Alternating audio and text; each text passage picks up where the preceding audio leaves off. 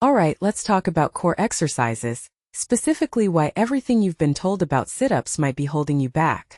Cue dramatic music. Wait, hear me out. You've probably spent years crunching away, thinking you're building a stronger core.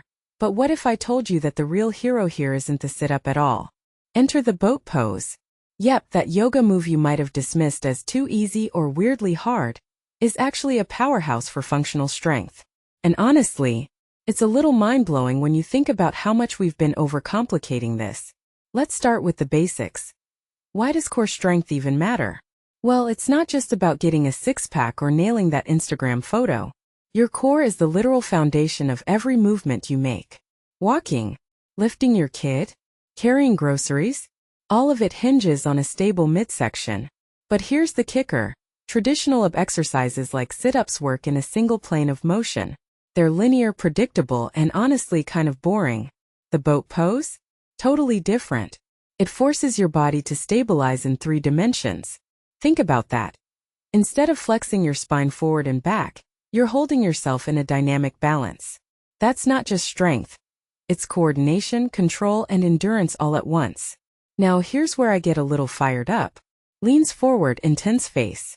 We've been conditioned to equate core work with repetitive, high-rep movements that fatigue muscles quickly but don't actually translate to real-life strength. Sit-ups burn, sure, but they're like the gym equivalent of doing bicep curls and calling yourself a rock climber. The boat pose, though? It's training your body to work as a system. Your obliques, your transverse abdominis, the deep stabilizer muscles, your hip flexors, glutes. Everything has to fire together to keep you from face-planting. That's functional fitness, people. And honestly, if you're not integrating these kinds of movements into your routine, you're cheating yourself out of actual progress. Okay, let me address the elephant in the room. Boat pose is hard. Like, why does my core feel on fire hard? But that's the point. When Melissa Leach, the yoga instructor in the article, talks about building stability and muscular endurance, she's not kidding.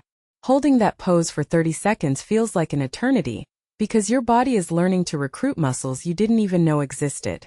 And here's a thought, maybe the reason so many of us struggle with lower back pain isn't because our cores are weak, but because we've trained them to be inefficient. Sit-ups isolate, boat pose integrates. Which one do you think prepares you better for life? But wait. Let's zoom out for a second. This isn't just about swapping one exercise for another. It's about rethinking how we approach fitness altogether. The fitness industry thrives on selling us quick fixes and hacks, but real strength isn't built through shortcuts. It's about challenging your body to adapt, to problem solve, to become resilient. And the boat pose is a perfect metaphor for that. It's uncomfortable, it demands focus, and it doesn't let you cheat. Sounds a lot like life, huh? Alright, let's break down the actual move for a sec. If you're a beginner, don't panic. Leach suggests bending your knees or even using a chair. That's genius because it makes the exercise accessible, not intimidating. But here's my hot take. Even if you can do the full pose, sometimes regressing it helps you master the form.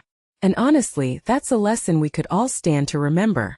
Fitness isn't about ego, it's about progress. So maybe the next time you're on your mat, skip the 100 sit-ups and just hold a boat pose for a minute. And when you're shaking and cursing me out, remember I warned you. Smirks. Final thought. What if the real takeaway here isn't just about the boat pose, but about questioning the routines we blindly follow? Sit-ups have been a staple for decades, but just because something's traditional doesn't mean it's the best. Sometimes the harder exercise isn't the one that leaves you sore the next day. It's the one that forces you to slow down, engage your brain, and actually feel your body working. And if that sounds like a stretch, pun intended, maybe it's time to rethink what hard really means. What do you think? Drop your thoughts below. And if you tried the boat pose, let me know how long you lasted before collapsing. I'm betting it's less than a minute. Winks.